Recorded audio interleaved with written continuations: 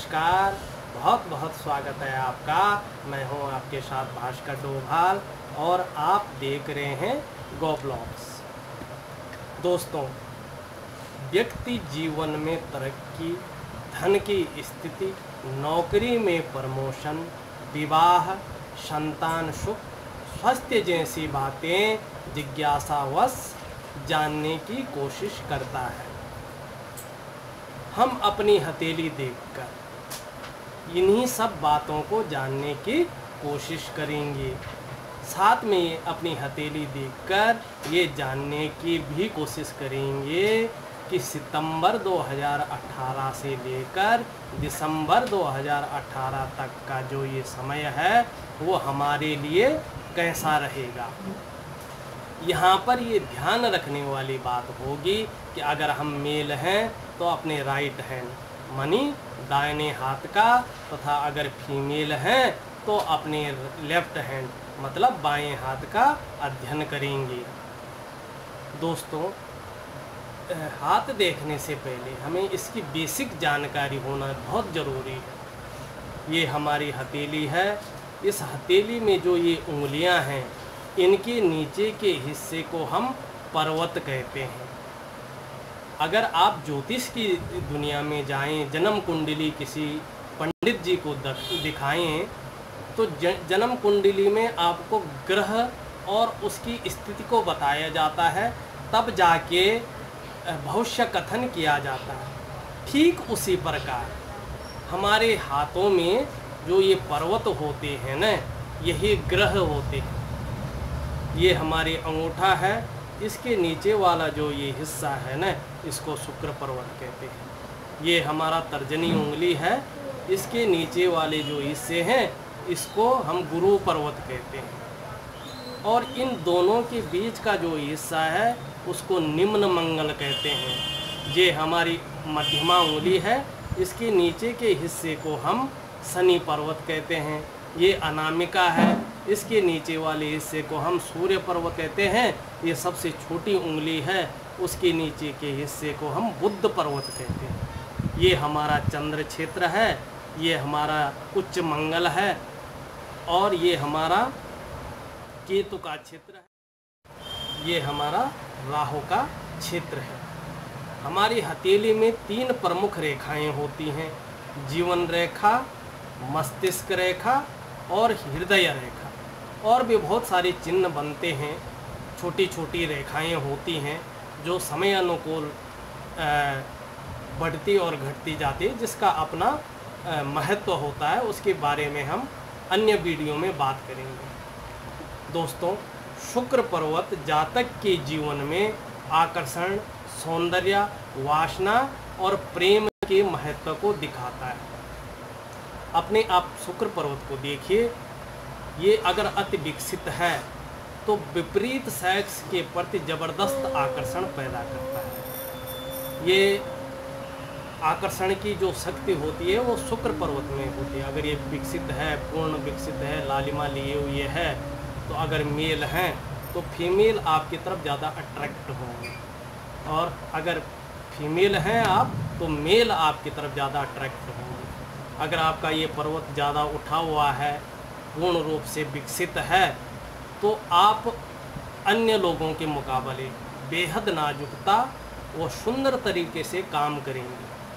अगर ये विकसित है आपका, तो आपके पास ग्लैमर होगा, आपका नाम होगा, यश होगा, चमक होगी, आप चकाचौंध रहेंगे। आपने देखा होगा जिसका शुक्र पर्वत अच्छा होता है ना, वो दिखने में चाहे कैसा भी हो, लुक वाइज चाहे कैसा भी हो, दिखने में वो चमकता रहता है। उसको अच्छी घड़ी पहनना, अच्छे कपड़े पहनना, अच्छे जूते पहनना, अच्छी पेन रखना, ये जो टेंडेंसी है ना, ये शुक्र पर्वत से मिलती है। ज्योतिष की अगर आप दुनिया में चले जाएं तो देखिए, शुक्र को देवताओं का गुरु कहा जाता है। अगर ये गुरु हैं तो जाहिर सी बात है एजुकेशन की इनके पास क्वालिटी है, गुरु होने की इनके पास सामर्थ्य है। शुक्र पर्वत को या शुक्र को मैरिटल लाइफ का कलत्र कारक कहा जाता है। मतलब मालिक कहा जाता है, और सुख का मालिक भी ये शुक्र पर्वत ही है। आप देखिए, अगर आपका शुक्र पर्वत विकसित है तो जो भी सुख, चाहे वो अच्छा हो चाहे बुरा हो, जीवन में जो भी सुख की प्राप्ति होती है वो हमें शुक्र से प्राप्त होता है। चाहे आप एक पानी पीने, एक गिलास पानी पीने से लेके निद्रा का जो सुख होता है, वो सारा सुख जो है शुक्र पर्वत से ही मिलता है। ये तो हो गया अगर विकसित है तो। अगर इसमें महीन रेखाओं से जाल बना हुआ, इस तरह कोई रेखाएं बहुत सारी जा रही हैं और इस तरह भी जा रही हैं छिन्न भिन्न अवस्था में, तो ये क्या दिखाता है कि आप चिंता बहुत ज़्यादा कर रहे हैं, धन की भी आपके पास कमी आ रही है, बहुत ज़्यादा मेहनत करने के बाद भी आपको धन की कमी बनी हुई है। आप जब सोने जाते हैं तो तमाम तरह की जो चिंताएं हैं आपको घेर लेती हैं। अब हम दूसरी चीज़ पे चर्चा करते हैं।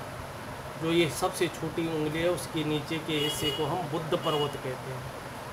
अगर ये उठा हुआ है, पूर्ण रूप से विकसित है, तो जो आपकी ये वाणी की शक्ति है ना, ये बुद्ध पर्वत आपको देता है।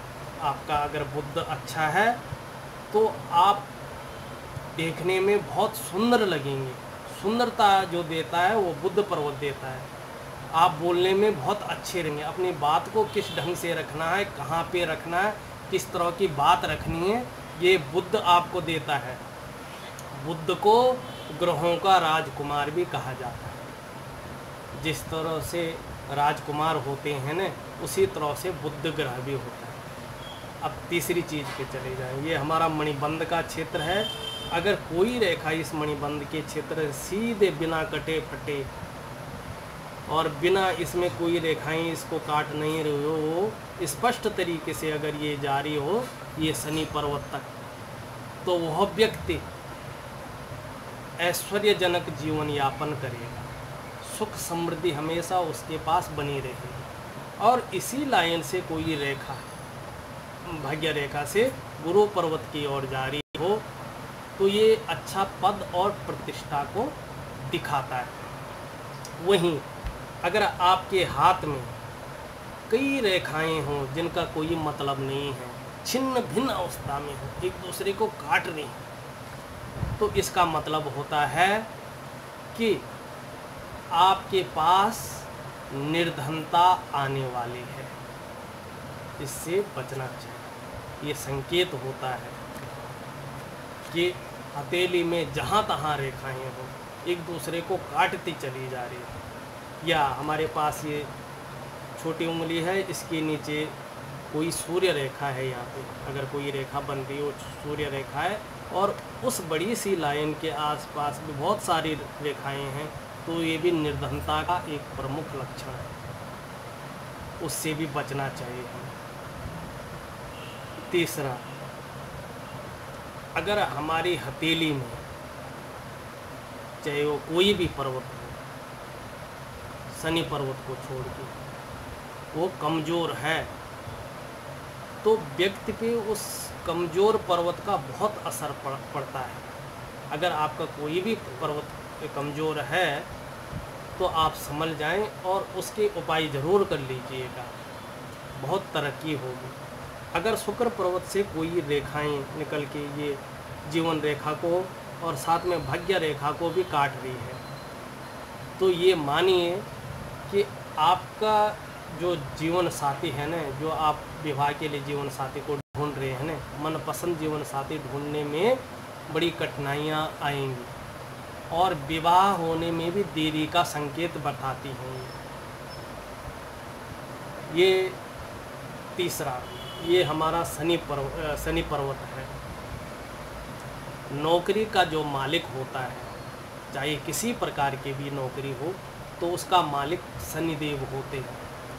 अगर आपको लग रहा है कि नौकरी में कुछ परिस्थितियाँ, कुछ स्थितियाँ अच्छी नहीं हैं, तो रात्रि के समय हमेशा रुद्राक्ष की एक माला लीजिए और 108 बार संग शनिश्चराय का जाप कीजिए। यदि आपकी हथेली में भाग्य रेखा के साथ साथ शनि भी उत्तम अवस्था में हो तथा ये जीवन रेखा घुमावदार हो, तो ऐसे व्यक्ति के पास धन समृद्धि की कोई कमी नहीं होती है और कभी भी नहीं होती है।